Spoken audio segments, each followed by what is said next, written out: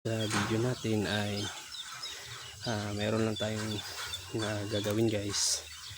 Ipipix lang natin to kasi may biyak yung PE hose. So yan, kikita nyo guys, yan, may tagas. So ang gagawin natin dito, kasi malapit lang dito sa may dugtungan niya or yung ating nilagay na coupling, strip coupling na PE. So malapit lang dito at mayroon namang mahahatak naman natin yung hose. So yan, mahaba naman yun guys.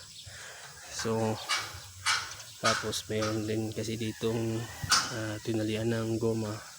So yan, so gagawin natin dito ay puputulin natin to dito, yan.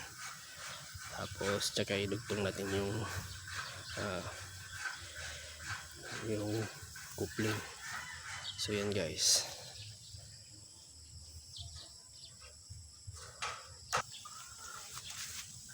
So gagamit lang tayo dito ng lagaring bakal. Tapos yung pamihit natin sa ating coupling.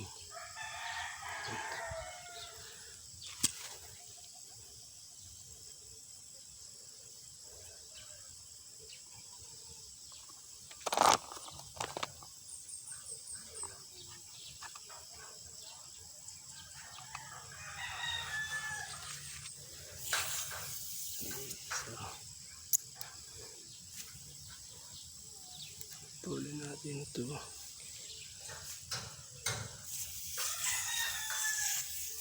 Tanggalin na natin ito guys.